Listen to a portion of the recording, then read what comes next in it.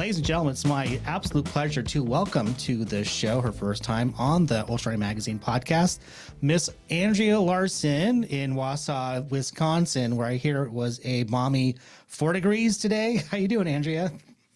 Good, good. It's a little toastier in my house than outside, but it's exciting to go outside any time of the year when you love all 4 seasons. So thanks for having me on, Scott. Yeah, and talk about someone who really just adapts and just loves being outside and, you know, being active no matter what the conditions are and finding fun things to do. You're quite the inspiration, and I can't wait to hear all the things that you're into. But we are here to talk about your FKT that you recently accomplished over at the Superior Hiking Trail in Minnesota. Is that right? That is correct. And you did it in 6 days, 9 hours, 52 minutes, besting it by nearly 17 hours. Congratulations on such an accomplishment. Thank you very much. It was very empowering to have the opportunity to do that and to succeed on my first attempt when I thought the rate of success was going to be less than a 50-50 shot. So it was incredible. Why do you say that it was empowering for you? Because I was out there for almost a week with only what I could carry on my back. And I had never done anything like this before. I'm not a backpacker. The closest I've gone for backpacking the last couple of years is taking my kids with their school backpacks about a mile in on the trail to just give them a little bit of an overnight experience. And trying to think of what is everything I'm going to need with every, possible hiccup that I can think of that could be a deal killer over that week period. And obviously have to make sure I have enough calories on me. Originally, I was going to go self-supported, and literally 3 days before the attempt, I changed my mind because the logistics were getting too complicated. Particularly, I thought I'd be able to find an easy place to put a cache along the trail in Duluth area, thinking this is a huge metropolitan area relatively speaking, in northern Minnesota. And for a good reason, the Superior Hiking Trail Association doesn't allow caches along the trail, and certainly don't want them to make an exception to rules that everybody else has to follow by. And there weren't any public places that were readily accessible, particularly because I was going to be doing the FKT over Labor Day weekend. So even the post office 3 miles off trail was not going to be open when I planned to go through. And so I had to adapt, which is part of the FKT world and ultra world is overcoming obstacles and managing them, and how can you keep moving forward. So I said, well, I don't know if I can fit everything in my pack. So I tried putting all my food in my pack, and it wasn't even close to fitting for a week's worth of food. And my husband, who's also an engineer, suggested, hey, how about putting a lot of your freeze-dried meals on the outside of your pack? And so I took the drill and drilled through the corners of the bags and used zip ties to take those, I think, 8 meals outside my pack. And then I was able to manage to get most everything else in, and then put a dry bag and mounted that on the top of the pack. And it wasn't until I think 2 days left to go I could actually fit everything inside the pack. But there's so many things that can happen over the course of a week on the trails. And certainly there are going to be things that you didn't plan for. So being able to overcome all those obstacles. And one of those obstacles that I didn't imagine is, even though I live in the northern US in Wisconsin and deal with cold weather all the time, I do have rainouts. And so it's very difficult for me to keep my extremities warm when I get cold. So I was worried about overnight hours, it dipping below freezing and not being able to stay warm over that period of time. And so I actually had the opposite happen. We had record high temperatures. And so also last minute, after I changed the direction or changed from self-supported to unsupported, I said, well, I looked at my decision matrix of what I did to choose the direction and looked, and pretty much everything became a moot point for why I was picking my direction, and decided to switch directions when I was looking at the weather. The Superior Hiking Trail pretty much goes north to south, about 200 miles from, you know, northern point to southern point. And it actually ended up being, had I picked not switch directions, it would have been the hottest day in September on record, the day I'd planned to go through Duluth. And so I was actually dealing with very hot temperatures that I hadn't planned for. And that was probably my biggest obstacle during the effort, which was kind of a blessing because then I didn't have to worry about cold temperatures. Yeah. Getting back to your, and thank you for that. Getting back to your backpack situation with food strapped to the backside of it, and kudos to your husband for going, if they can't fit inside, then let's pack it around the outside. Such a genius move. But as you said at the onset of this, that you're not a backpacker. So, and you probably hadn't been training with all that weight on your back. Had you been training with weight on your back up until that point? Sort of. I had trained for the Barkley marathons through the winter, so I was training with a like 11 to 15 pound pack through the winter months, and really didn't do too much during the summer. But I did do an adventure race, which I ended up having to carry my teammates' pack for the second half of the third 24-hour race, because he was dealing with a tick-borne illness and not able to keep any food down. So in adventure racing, you have to work as a team, and we worked great as a team, and we still won that race. And so that was good training, carrying 2 packs during the second half of the adventure race. But I'd gone out for several scouting trips, but I had never put that much weight in that particular pack before. So I was going back and forth with, should I borrow a friend's pack, which is a huge no-no, trying new gear for the first time, or sticking with what I know works, except I had it loaded down. It was about 24 pounds for the start of the FKT. And because it weighed so much, it actually rubbed differently because there was so much weight. It was lower on my back. And within probably 2 hours of the FKT attempt, I realized this is going to be kind of rough. It's going to chafe until it lightens up to about that 14-pound threshold that I'm used to. And it was, and you're unsupported. So I only have what I am carrying, and I didn't bring a whole tub of chafing cream. So I just decided I have to live with it chafing me for the next 3-4 days. And it was something you had to live with. Yeah, there was no room for a tub of chafing cream. So let's back up for one quick second here. So why did you choose to do an FKT? And then why did you choose the SHT trail, as they call it, as your goal? That's a great question. And I had first found out probably about FKTs when a prior FKT holder signed up for a race that I put on. And I always have a box checking whether they want to share their story. And this particular individual, Michael Copy, had checked that he was interested in sharing his story, and shared that at age 69, he set the FKT on the Superior Hiking Trail supported. So he was the fastest man or person altogether to ever run the Superior Hiking Trail at age 69. So what an incredible person. So that's the first time I heard about that. In my eyes, it seemed worthy of an FKT attempt. I had never attempted an FKT before, and it seemed like one in a trail that did get a lot of use. It wasn't obscure trail that I would just be going after an FKT to say I have an FKT. I think over 1,000 people attempt to through hike it a year. So it has some notoriety. And then also, I hate running on roads. And we have in Wisconsin the Ice Age Trail, which goes through the entire state of Wisconsin, but about half of it goes on roads, and a lot of them are paved roads. And that's a whole nother monster to tackle, just because that one's over 1,000 miles long, and it takes weeks to do.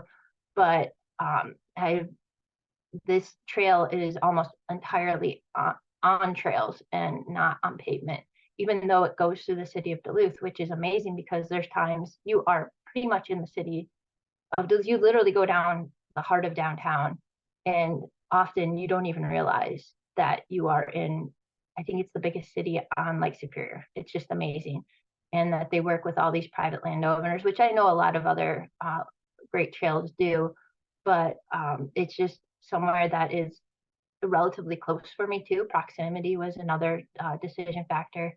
It being my first FKT, I had been on a couple bits and pieces about 10 years ago here and there, but I went out there 4 times for scouting trips and covered over half the course in advance. So I felt prepared that I wasn't getting too much over my head, and felt that it was something that I could take on. And so it was a great opportunity in several respects. And then also reaching out to Michael, and him once again being a very generous person, as much of the trail community is, and offering me advice, going with runs on me, and then even ultimately offering me a ride back from the northern terminus after the event, and having a place to stay and recoup before I made the trip home. So there was several factors that went into it. And also, having been out there scouting, when I started preparing and going for scouting trips, I decided to myself, well, at the very least, I love training, and this just gets me out, an excuse to get out on a trail a couple times and experience a beautiful trail. And it is thoroughly a beautiful trail. It is in the Midwest, but there are so many aspects of it that not only encompass the Midwest, but give it a mountain-esque feel to it. There's many overlooking vistas of the city of Duluth, of Lake Superior, of lakes that remind me of alpine lakes. That was the first time I've been to a non-official mountainous region where the lake is just bright blue and reminded me of being in the mountains. And you're in forests that are so Midwestern. The first time I stepped on the trail in May preparing, I knew I was basically at home on the trail here. It felt like home. And there are just more waterfalls than you could ever count, and just complete beauty out there. So there were so many reasons why to do it. So I guess it becomes then, why not do it? Why not do it, indeed? Just a little background about this trail, which, as it turns out, is a very special trail. For a lot of the reasons that you mentioned. Backpacker Magazine in 2000 named the trail with the best trail camp shelter conditions, and the trail with the best signage, which is important, especially when soloing on an FKT. And it's also one of the most scenic trails in the nation. It has also been hailed by Reader's Digest as one of the 5 best hikes in America. And The Guardian in 2015 included the trail among its top 10 long distance hiking trails in the US. So you definitely picked one of the better ones, if not the best one, to run on. So let's talk about your preparation for a moment. So you made your decision point, you're going to go after it. How much time did you give yourself to train for such an endeavor? And before we answer that question, I apologize. What did your husband say when you said, honey, I have an idea? Well, my husband knew before we got married, this is part of who I am. So to back way up, is in his marriage vows, it included, which he wrote, and I heard for the first time at our dress rehearsal for our wedding, was that I'm going to support you in basically all your dreams. And he knows what my dreams are. The day he proposed, I was preparing for a 24-hour mountain bike race, and the night before, I think I did about a 6-hour workout. And anybody that does ultra runs knows we could do crazy things. Same with the 24-hour mountain bike race. And the next, I needed to practice biking at night, so I got up at 3 a.m. and began mountain biking. And he wanted to go strawberry picking. I said, can we go a little bit later? So I want to get the 6-hour workout in. I was still in my sweaty tops. I was still wearing glasses because I still hadn't put contacts in for the day. And he still wanted to propose to me, knowing that would be the state I would be in. So he knows this is who I am. Well, and I guess he knew that from the very beginning, because can you please tell us the story about when he asked you out on your first date? Oh, thank you. I told him that I was going to be doing hill repeats, and I thought I'd be too tired. And a mutual friend of ours said, running is her boyfriend, which very much was true. And that was before podcasts were popular that you could listen to when you were running. That was before I knew anybody that had done, I think, an ultra distance race before, Yep. because this was over 10 years ago. And I just trained by myself, and that was my boyfriend, apparently. And he stuck to it. So that's Yeah. good on him. What's your husband's name? Simon. Simon. Gold star for Simon. Love the man. All right, way to go. So And now the best part about it yeah. is my kids are starting to get to the age of being interested in these things. Our oldest is 9 years old, and she is expressing interest and has been asking to run with me. And that has been a dream come true. And also just anybody that runs with someone with, I guess, fresh eyes and just a fresh look on things, Yeah. of just that excitement of even running down an alleyway. Mom, can we go down an alley again when we go running? And that is just better than I could have ever imagined as a It's parent, hearing those things. it's its own kind of magic. One of my favorite photos of me and my daughter, who's now 17 and a half. Oh my God, going to college this summer. I'm going to cry. But when she was 5, she wanted to join me on my night run around the block. And I'm like, okay, let's go. So we had our beanies on and our headlamps on, and she had little running shorts on. And it was just the best, just the most wonderful, enchanting feeling I think you could ask for. So I'm so happy for you that you get to enjoy this joy with your children when they're ready to go and they've expressed interest, which is, I think, key, right? Like, it's got to be their fun, right? Absolutely can't force something on them, because they're not going to want to keep doing it. And running is something that is a lifetime sport, and it's a lifestyle, and it's a community. And I want all those things for my children, to just take the joy out of nature and God's creation, and just everything that we can just take in on this planet. Wow. And mom, oh boy, you have made some massive accomplishments in your running career thus far. So let's talk about again, going back to the training prep, and like, at what point did you start your training, and sort of what's kind of a bird's eye view, what that looked like? Well, as I mentioned earlier, I trained really hard over the winter. It was the most running that I'd ever done over the winter in preparation for the Barkley marathons. And I felt like I I didn't quite perform up to, I think, what I could have there. And so spending so much time preparing for the Barkley marathons, in addition to the training, but all the studying of maps and researching gear and trying to find out this mysterious process. I'd spent almost every night spending time doing those things, that after the Barkley marathons, I felt like there was kind of this void. And was in the best shape of my life, endurance wise. And I had put so much into that. I didn't get into Leadville again. I forgot to apply for Western States until the day after the Oh my application gosh. process, because I was so fixated on Barkley, and I didn't sign up for any summer ultras. And so I said, well, maybe this FKT thing I can give a try, because I can do it anytime. I can, I don't have a fixed schedule. The only race I had was an adventure race in Maine, and did a couple orienteering meets and adventure race with my daughter. But I had this clean slate to work with. And so I just carried my fitness from March into September, hoping that it would hold through the summer, despite not training too much specifically for it, but doing a lot of these scouting trips, which were adventures, and you do back to back to back long runs.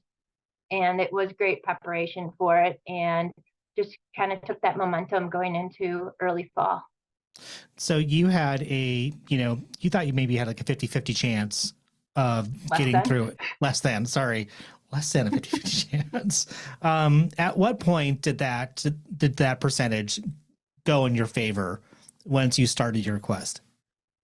At about day 2, I hit the Split Rock River, which was just, I think, under halfway mileage wise. But I decided at that point there was nothing gear wise, and I had plenty of calories on me, that I was missing.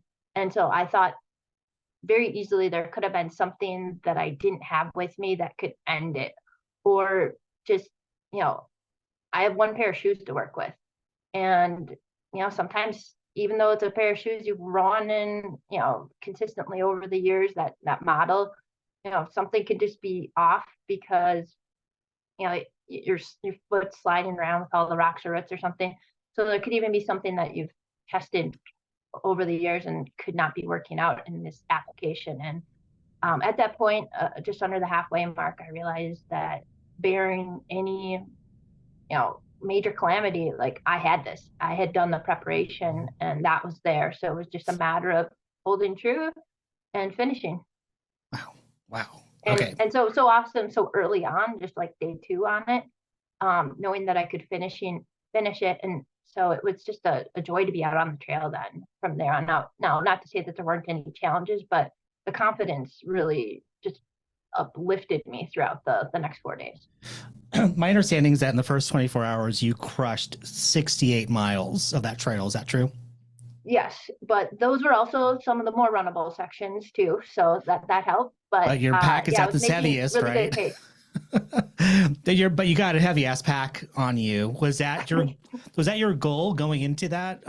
Just to be able to hit that mile marker, or was that just a happy surprise? I did set up a somewhat of a pace chart more so for planning because I need to know how many calories to have on me first and foremost.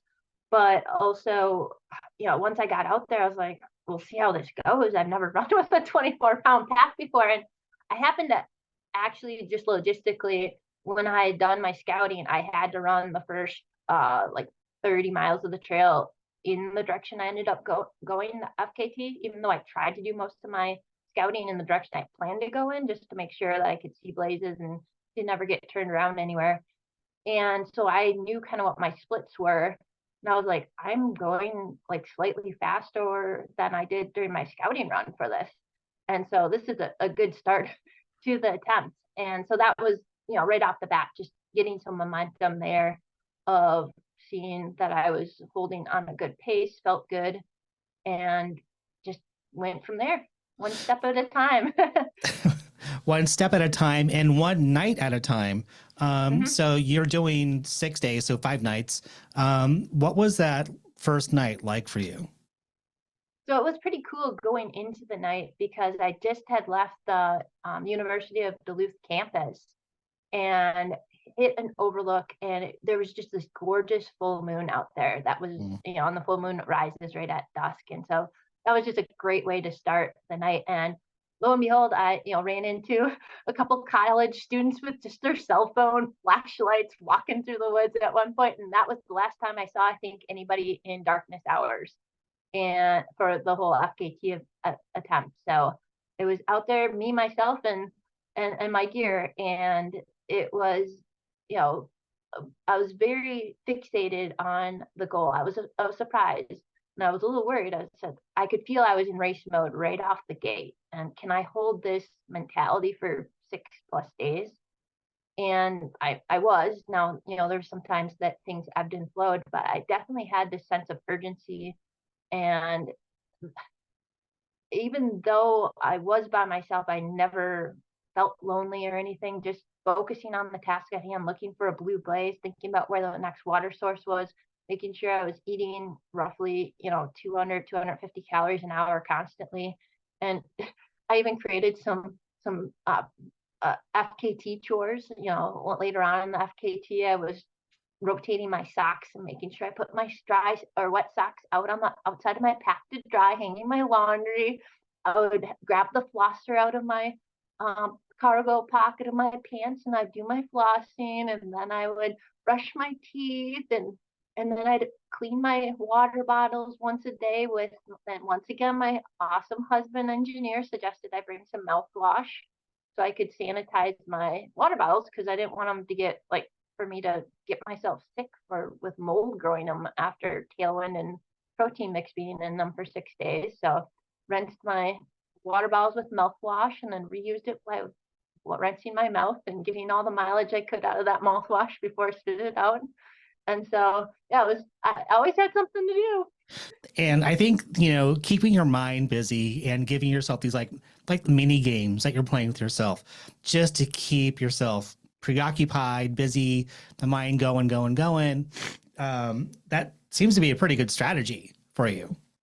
Well, and yes, not only was it a good strategy, but it also kept me on the ball. So I was fortunate and I was able to do the Barkley Fall Classic just 10 days later. And it was so weird being on the trail with other people around me that I I didn't really want to talk to people because I had gotten so used to a week being on the trail without talking to people. And it's always a nice thing to talk to people during races, but I was just like, I'm just so used to not talking to people now. So it was just this weird feeling of not embracing the FKT or the BFC community and the trail running community out at that next race. But yeah, it was a different experience. And there was a few times I bumped into people on the trail, the Superior Hiking Trail, and they would talk to me, and it would kind of take me for a curveball because I wasn't ready to talk to anybody, and especially being unsupported, there's no expectations of anybody helping me or anything because that's not allowed in any degree. So I just didn't want to open that door of being too chatty with someone and then they offer me a drink of water or snack or something and me just taking it out of habit or something. Yeah. So Yeah. Getting back to the sleep question, what are you using for accommodations to sleep? I mean, obviously you don't have a sleeping bag because there's nowhere to put it. So what does the shape of that look like? pretty minimalist. So the first, I didn't sleep at all the first night. So the second night of the FKT attempt, I went to a campsite, which the Superior Hiking Trail has oodles of campsites along, and you're not allowed to sleep outside or camp outside of the campsites for backpackers. And so there's, I think, about 80 or 90 sites along the trail, which are often in very beautiful spots. And so I ended up being the only one at this backpack site, and I get out all my stuff and I'm like, I got my garbage bag down, my bivy, I got all my clothes on, which consists of the pants. The only pair of pants I have with me that I've been wearing for the last day and a half. And I put my windbreaker or my rain jacket on and a beanie. And the one little extra thing I had was a washcloth. So I think I even like put that in my sleeping bag for any extra anything.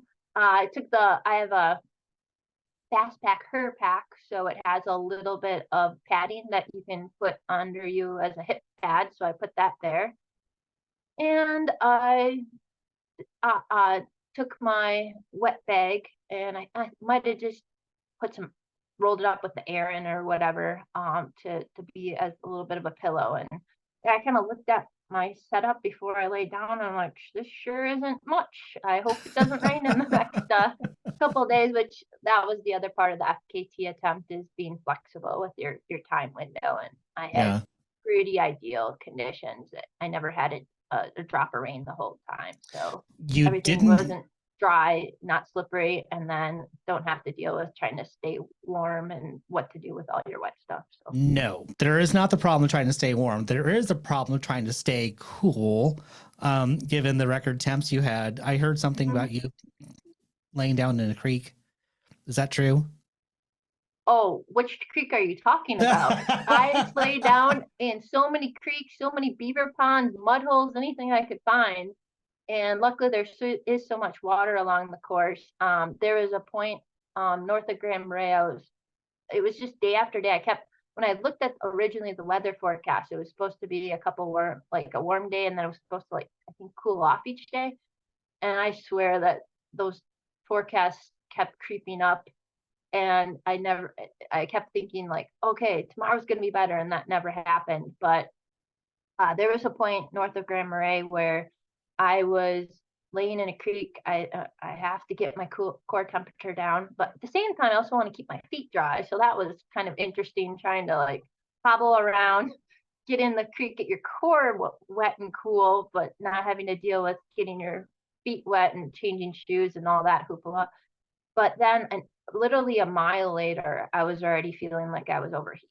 And there was a point as well, a little bit before that, in the middle of the day, that I'm like, okay, what is it? Am I dehydrated? Because I just want to drink water. And every time I drink water, I literally say out loud to myself, oh, this is so good. And all I want to do is guzzle it. But I think I am drinking too much, which could cause a salt imbalance, which may be why I don't feel the best right now. Or am I on the brink of heat exhaustion? I don't know. Or is it just sleep deprivation, or probably more likely a combination thereof? So Hmm. Hmm. just trying to get through the middle of the day. I definitely was daydreaming about napping in some cool creeks. Um, and they were always a little too cool. I couldn't fall asleep in them, and I would make sure I propped some rocks so if I did doze off, I wouldn't accidentally drown.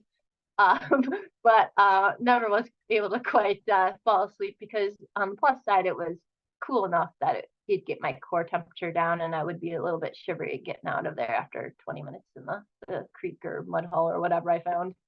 There are so many aspects to this that are so interesting to me. You know, one, there are so many different things that could go wrong in this and just destroy it over multiple days. Doesn't take much, rolled ankle, whatever, dehydration, getting a GI issue along somewhere along the way. And then um, also it's, you're keeping your exertion level from just spiking out of control. How do you monitor? And are you paying attention to your heart rate at all during this and kind of setting a limit for yourself Well, with anything or a ultra distance range? in general, you really shouldn't ever be pushing. Maybe at the very end of a shorter ultra, but yeah, everything should always be within your capabilities and never really overexerting. So yeah, it's just years and years of getting a feel for everything. I did run with a heart rate monitor a bit in college, and I feel like I have a pretty good idea of what that feels like for Yeah. my body. And there's no hard and fast rules for people in humanity as a whole. So you have to just kind of learn what's best for you and just kind of making sure it's a sustainable pace. Yeah. Yeah. And there's also the time element. There's you're setting your limit in terms of how soon you want to finish this. Um, And so, with that, what's that pressure like? And how much time are you allowing yourself to sleep per day, per night? Are you napping at all? What's it look like? Because sleep is so important to, any endurance athlete, if not athlete, but still, in an event like this, it seems crucial. Absolutely. So going to your question on the pressure is, let's be honest, no one cares about this really except for you.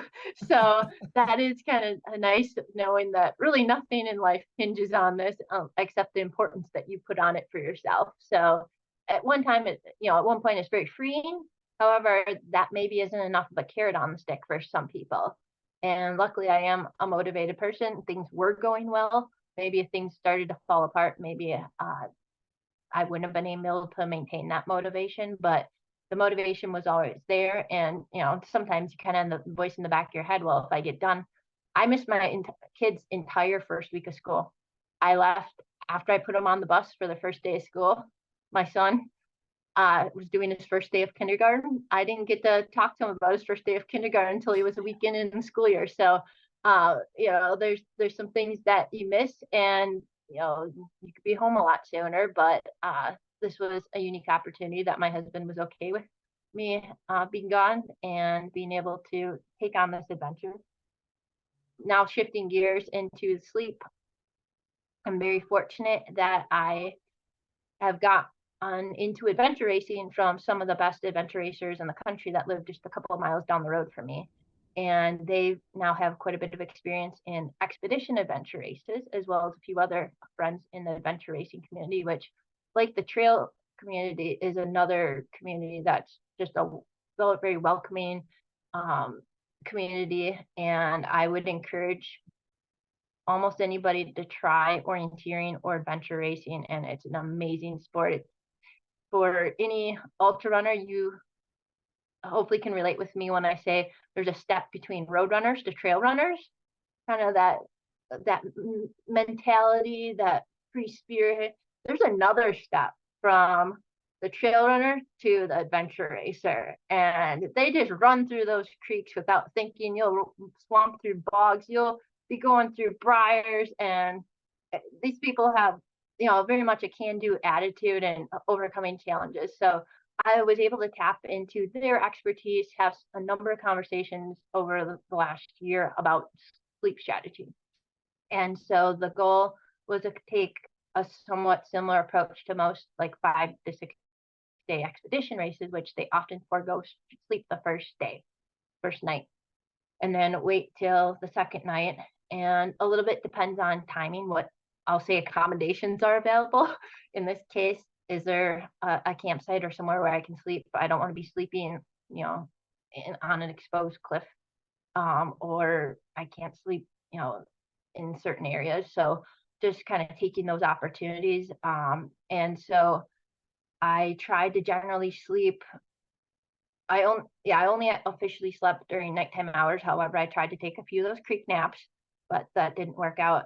In hindsight, one thing that I did learn, if I didn't fall asleep right away, I didn't fall asleep. So I did lay there for 2, maybe 3 hours a couple times, trying to sleep, wishing I could sleep, trying to take advantage of this time I have off my feet. But that was the other factor, is there felt like there were times where I just needed to get off my feet.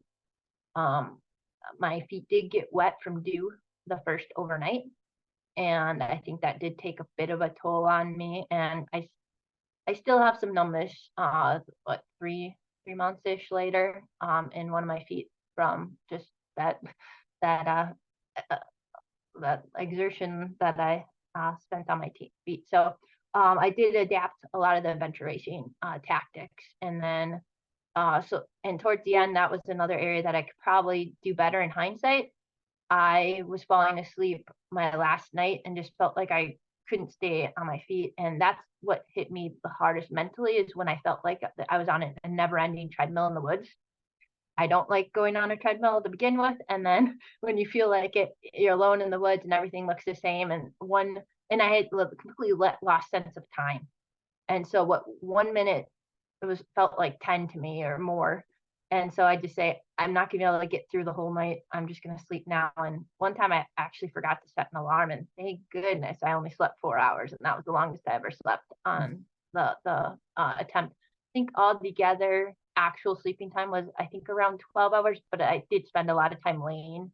I think I had like 3 times where I tried to sleep and I should have just left once I realized I wasn't gonna fall asleep. But it was great to tap into the expertise of other people that have been down that path. But once again, that was a big question mark, never having done, I'll say, on the clock sleeping before. So everybody sometimes does react differently to different scenarios. And I was blessed with being able to tackle that pretty much what I expected would happen as far as sleep goes. I did do one night on the Superior Hiking Trail, my last scouting trip. I did go with another adventure racing friend, and we did sleep on the trail at a site in the middle of the night just to practice doing that. Did you hallucinate at all? Excuse me? Did you hallucinate at all? Oh, hallucinations. So yes, I did, but I had 2 hallucinations. One I knew was very much and I don't know if I would say the hallucination, is more of my imagination creating extra, I'll say. The mind is a very powerful thing. So when I was on my last night, when I was on that treadmill, I'll say imagined someone with me, saying that it was only going to be another 100-ish meters to a parking lot that I'd been to before when I had scouted.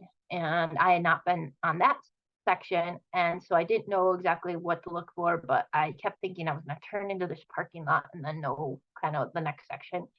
And they said, and I was mad at them because they were telling me something that I knew was more like 2 to 3 miles. They were saying it was only 100 meters. And I was just getting very mad, but I also knew that they weren't there, but they were there. So that was kind of interesting. And a few hours before that, or somewhere around that time frame, Michael, who was the pre-year FKT holder, who had very generously offered to give me a ride from the northern terminus back to his house to sleep after the attempt. I didn't realize this until several days after FKT that this was an hallucination. I imagined that he had sent me a text saying I was taking so long on my last section. And spoiler alert, it took me 23 hours to cover the last 37 miles because I was taking so many naps and stopping in so many streams. I definitely could have trimmed some time there. And when I was running, I was actually moving fairly good. I think that's where having a pacer could have been incredibly helpful Yeah. of keeping me moving along the trail. But I imagine he had texted me to say that I was taking so long that he arranged for a shuttle to pick me up at the northern terminus at 5 p.m. and he needed to get back home. And I was just wondering, well, I'm really wondering what he had to rush home for. He kind of knew how long things were somewhat taking, and I was just trying to figure out what was going on that he had to make it home at a certain time. And when I saw him at the northern terminus, I was just like, oh, things must have worked out. And I never asked him. And I've since disclosed to him that I did imagine that, and we both had a chuckle about it. But yeah, it was crazy that without my phone to have the record of that text, I would have never known I had a second hallucination. So who knows how many I had out there. When you finally finished your FKT and you set the record and you had it, what was that moment like for you? As I opened up with, it was extremely empowering to make it with my own 2 feet, just with what I had literally on my back, 310 miles to that northern terminus, which, I never thought about really tackling something like that before until I really set my mind to it. And so, just as any ultra runner knows, you can't do anything unless you just give it a try and, you know, show up at that start line and take that first step. Yeah. And it is so daunting. I remember, 20 plus years ago when a 3 mile run seemed like something unimaginable. And then, doing the ultra distance and then the first 100 miler. And now it's with running for a week, it's what can't you do? And it is amazing what our bodies and more importantly, our minds can do. Yeah. What did you tell your husband when you spoke to him? Well, I have no idea. I was in a delusional state. Thanks, honey, for letting me do this. And how's the first week of school for the kiddos? But I am very grateful that he's able to let me, able to take on the children and hold down the fort at home so I can take on these crazy things that most people just roll their eyes out with. At least I have a few people like you, Scotty, that can relate. And that's what's great of showing up to the races is there's more people like me. There are more people like us. Thank goodness for that. Yes. So as we mentioned, you live in Wisconsin. You ran this FKT in Minnesota. Kind of looking at the Midwest, do you think the Midwest gets overlooked for trail racing? Oh, absolutely. Everybody, it seems like, wants to be out in the mountains, and there is so much beauty in the Midwest. There's maybe a few more mosquitoes in the months of June and July.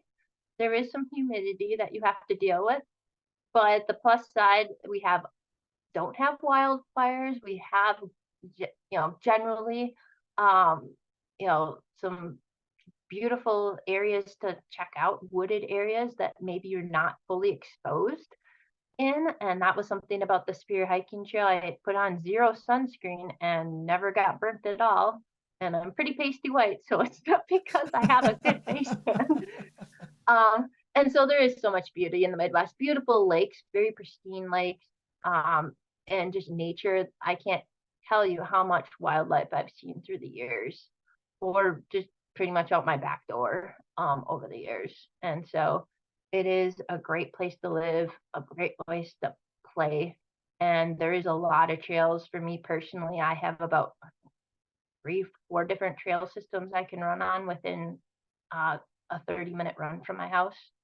And so I have a lot of options, and we don't have to deal with traffic in a lot of these little Midwest towns either. So there is a lot of perks, and I would encourage people to give it a try. And you probably won't have to face a lottery to get in an ultra race in the Midwest, but you will see a lot of beauty, and you got a lot of friendly folks out here too. Yes, you do. And activities. You turned down, well, you you stepped away from a long career working at Siemens as a chemical engineer, and to work for a nonprofit, Iron Bowl. Can you talk to me about what Iron Bowl is and why this call to you? Absolutely. So I currently I moved back to where I grew up. And as you mentioned, Scotty, I was a chemical engineer in research and development doing water treatment all over the world and had a lot of opportunities to travel and do some cutting edge things. And 5 years ago, I found out about a nonprofit starting basically in my hometown. I live now 15 minutes from where I grew up. And it was a nonprofit, as you mentioned, Iron Bowl, promoting outdoor recreation for all ages, all ability levels, and various silent sports, which is any self-propelled outdoor activity. So not only ultra running, but cross-country skiing, fat biking, gravel biking, adventure racing, snowshoeing, so on and so forth. And I love all these sports. I've mentioned mountain bike racing. I mentioned adventure racing. I'm also a cross country skier. I'm the coordinator for my kids' youth ski program locally here. So I love all the different sports. I admittedly couldn't run exclusively. I think I would have get burnt out and injured over the years. So I do rely heavily on these other sports to cross train. And so I said, what's the odds of a nonprofit starting basically in my hometown or doing all the things that I love with me having no part in starting it? And so I felt like I was at a fork in a road. I had a great career as an engineer. I loved being a chemical engineer. I had a lot of opportunities. And so I was torn in that, am I throwing away an engineering degree to pursue this kind of what I thought was not really a job, right? It's more of a hobby. And in hindsight, I use the problem solving techniques of an engineer. We're trying to put on races that not everybody puts on. We literally work with about 24 landowners to hold one of our gravel bike races that goes up to 144 miles across 2 counties.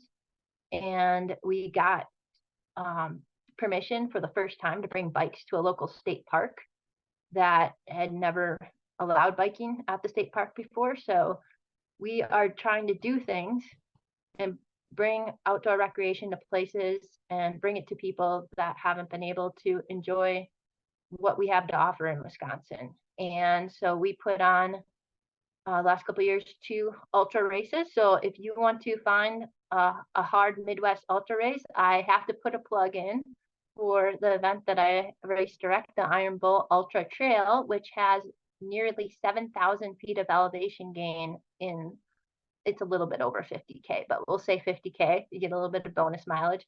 And that's actually the place, you run on the place that I set the Americans women's record for Everesting. We have that particular hill is 400 and some feet, over 4/10 of a mile. And that's part of that course. And that's how we can get that elevation gain, is we have a unique resource here right in the smack dab in the middle of Wisconsin. And it will challenge you. And there's times where I'm at Frozen Head State Park, whether it's the Barkley Fall Classic or the Barkley Marathons, where that has some similarities. It doesn't go up for an hour straight, but there's some challenges right literally in my backyard. It's 3 miles from my house. So we do have a number of races that we're trying to promote all ages, all ability levels. And now we've grown from just 2 years ago only having one free kids youth event, because I want to make a mark in our community, try to change the trajectory of our youth and try to promote that healthy lifestyle, because these are sports that you can do for your whole life. We've went from one event 2 years ago, and now this coming year in 2024, we'll have 5 free kids events, ski, a bike, and then 3 runs. So and that was my favorite part of all of last year, was seeing the kids at the kids event. We put on a 20-minute run. We host the one race at a racetrack, and I've taken my kids to a couple of runs, and if you go too far, it's too much for the 4-year-old. If it's only a quarter mile, that the 12-year-old's done in about 2 minutes. So I said, well, let's utilize this racetrack. bonus, we don't have to mark anything extra. Parents can see their kids the whole time, and I'll just set a 20-minute time limit. And I was like, I saw some kids show up that I kind of know, and I was like, well, we'll see if they make it 2 laps, And the group mentality and just the look on their faces. And this year we counted, it was the second year of that event. We had about, I think, just under 70 kids, and they totaled over 500 laps on the racetrack, and it's about a quarter-mile lap. So I'll let you do the math on that one. But it was, I mean, the kids are averaging then, I think it was like 1 3/4 miles per kid. And the average age of these kids, I think, is 7.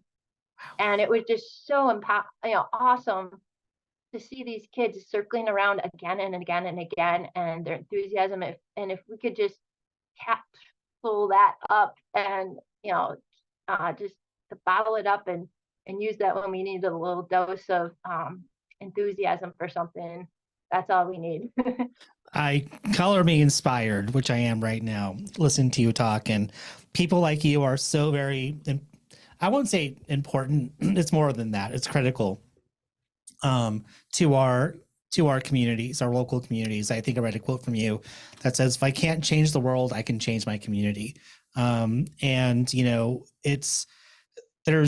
doing so much. I'm so proud of you for having this vision and this thrust to, and see the value in our children, and how important being outdoors is, and not only being outdoors, but also being active. And geez, you have a playground there in Wisconsin all year round, whether it's skiing, cycling, running, hiking, whatever.